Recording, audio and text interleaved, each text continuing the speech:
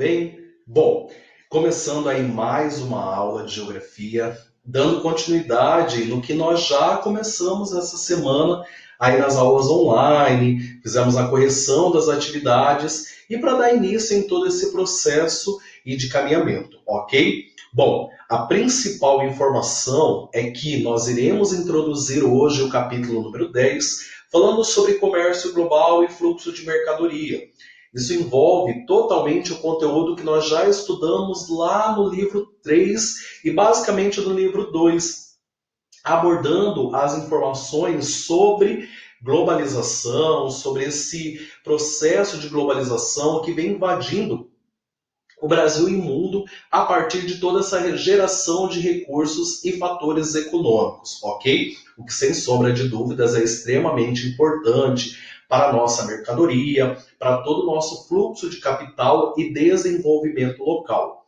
Isso possibilita que todo o território brasileiro mantenha relações econômicas com vários outros países, e isso, sem sombra de dúvidas, fomenta todo o nosso PIB e toda a nossa geração de emprego e renda aqui dentro do Brasil. Bom, falar sobre comércio global é falar justamente sobre os setores da economia e fazer todo o encaminhamento a tudo que nós realizamos. E antes, sem sombra de dúvidas, para iniciar, eu vou comentar com vocês os setores da economia e todos os fatores que possibilitam as características desses setores. Para a gente começar, o setor primário, que envolve grande parte das atividades realizadas no campo, como a plantação, a criação e o extrativismo, seja ele mineral, vegetal ou animal.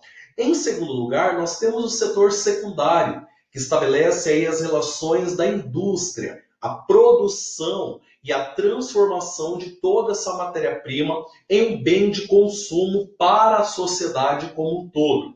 E o setor terciário, que envolve as atividades de prestação de serviço e comércio e, sem sombra de dúvida, segundo ano, contribui e muito com o desenvolvimento econômico de muitas nações, entre elas, inclusive, do nosso país. Lembrando que nem todo o setor terciário é igual. Apresentam-se características e fatores diferenciados em cada setor da economia. Seus fatores que fomentam todo esse processo visam ou até mesmo se estabelecem em características locais de procedimento, cada um com o seu propósito. A exemplo, o setor terciário básico, que reúne atividades do cotidiano, que nós estamos acostumados a visualizar próximo à nossa residência, nas mercearias, nos pequenos mercadinhos de bairro, ou até mesmo no seu Silvio, aí na frente da escola, que fomentam pequenos abastecimentos e que não realizam aí o comércio global, ou seja, não fazem parte de todo esse fluxo de mercadoria, recebendo importações ou exportando seus produtos.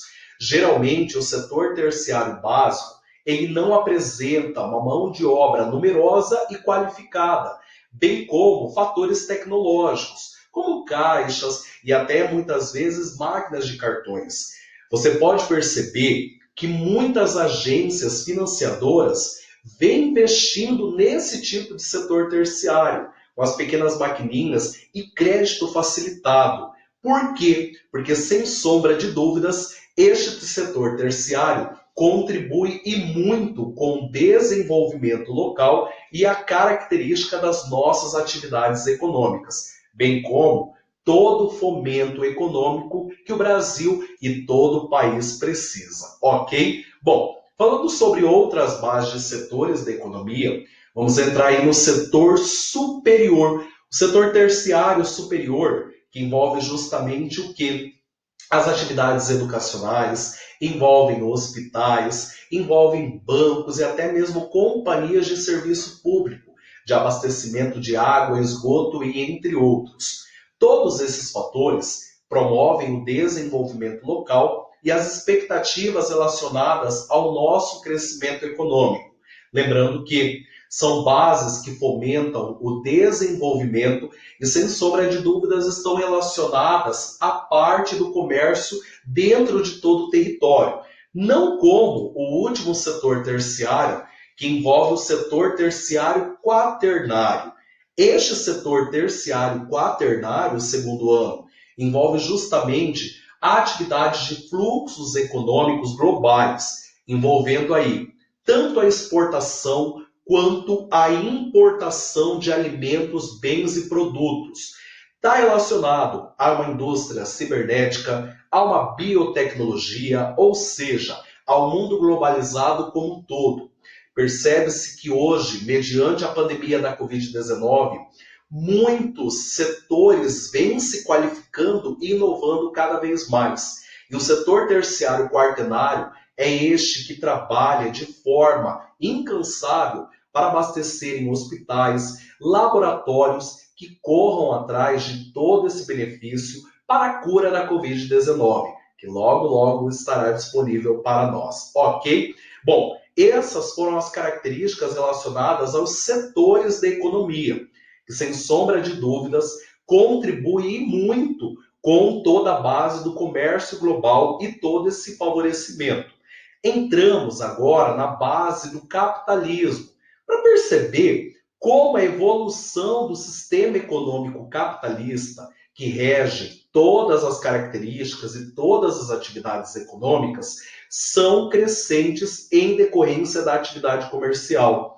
Voltamos lá, para o século XV. Século este onde surge a primeira fase do capitalismo, também chamado de capitalismo comercial. Perceberam que desde então o comércio está presente nas atividades econômicas do planeta? Sem sombra de dúvidas, né? Percebemos que o comércio marítimo, realizado em pequenos vilarejos e até mesmo os escambos, as trocas existentes no período, já anunciavam progressos e fatores comerciais de grande impulsão para a humanidade como um todo.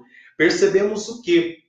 Que o capitalismo comercial do século XV, sem sombra de dúvidas, impulsionou o capitalismo industrial lá do século XIX. Mas como assim, professor? Pense comigo.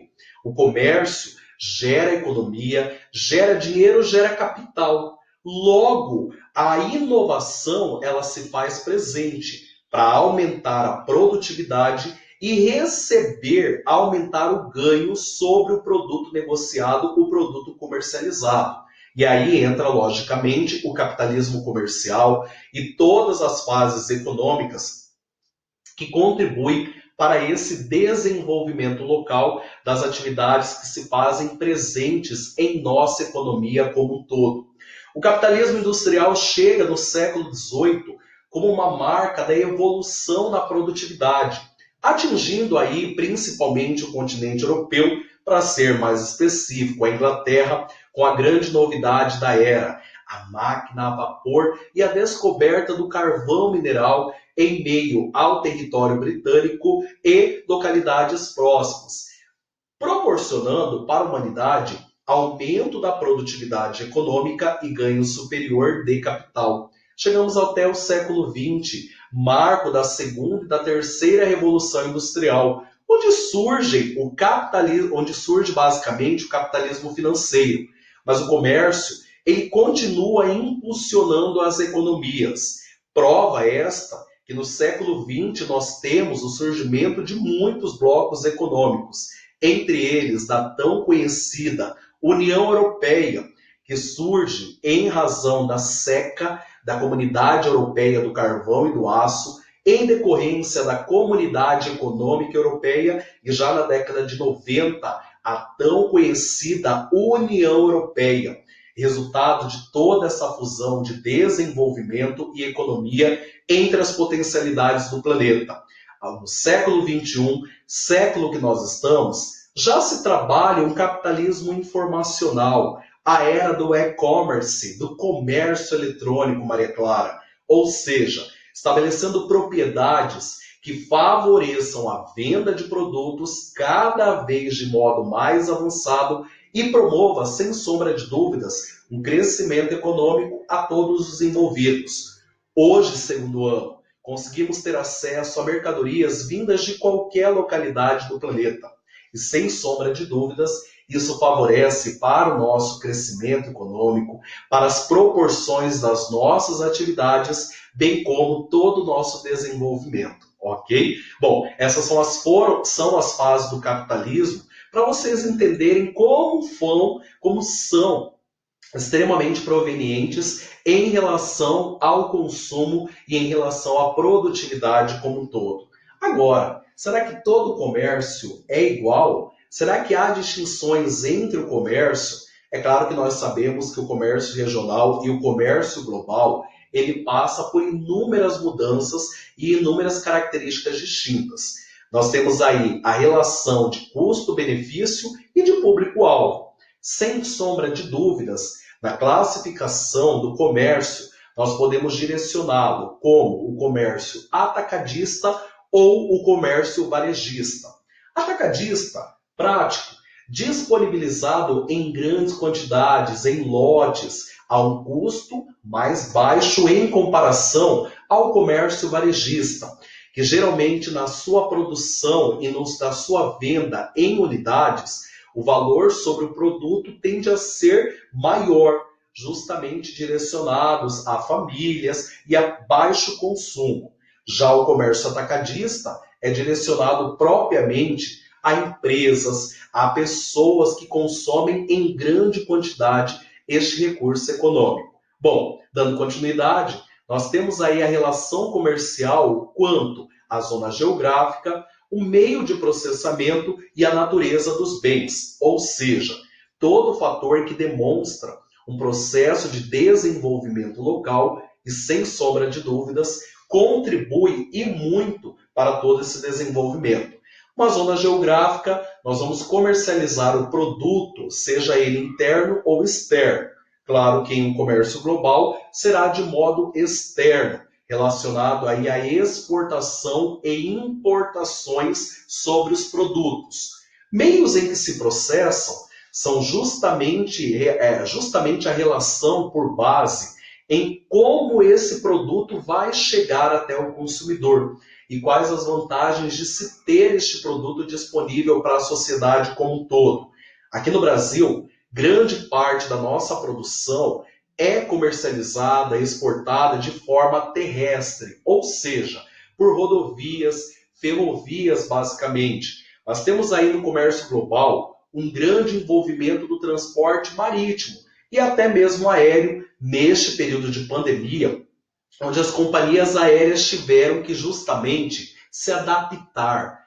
Meios que proporcionam a facilidade de escoamento do produto e desenvolve todo um fator de desenvolvimento e características próprias. A natureza dos bens envolve o tipo de produto que você tende a exportar, seja ele grãos, combustíveis fósseis ou até mesmo relacionado ao comércio automotivo. O Brasil exporta em grande quantidade grãos, até porque somos um grande celeiro de abastecimento de muitos países, entre eles a China. Falando de combustíveis fósseis, sem sombra de dúvidas, nós vamos lembrar de onde? Do Oriente Médio, que possui aí o Canal de Suez como um grande canal de tráfego desses produtos que são comercializados a outros territórios. E por fim, o comércio automotivo, que envolve as grandes multinacionais, empresas presentes no mundo todo e que favorecem todo esse desenvolvimento econômico. Hoje, grande parte dos veículos que circulam em cidades aqui do território brasileiro são de origens de empresas multinacionais, ou seja, empresas que são de outros países, mas que produzem e comercializam o seu produto aqui dentro do Brasil. E sem sombra de dúvidas, isso contribui, é claro, para a geração de empregos dentro do nosso território e promove desenvolvimento às nossas atividades econômicas. Ok? Bom, para a gente fechar, falando sobre comércio global, é essa relação do comércio globalizado, envolvendo aí uma sociedade de consumo que cada vez quer comprar mais e mais. E impulsionado pela publicidade e pelas grandes multinacionais com seus lançamentos, Kipling, entre outros, favorece essa divulgação de produtos. E sem sombra de dúvidas, a facilidade do crédito e até mesmo as propagandas impulsionam e muito todo esse processo de desenvolvimento. Isso sem falar nos blocos econômicos, que simbolizam e aumentam mais essas relações comerciais de modo global e impulsiona que todo esse comércio, toda essa venda e compra de produtos ganhe força a cada dia. Segundo ano, um prazer imenso estar aqui com vocês, introduzir essa aula. Até a próxima, até mais.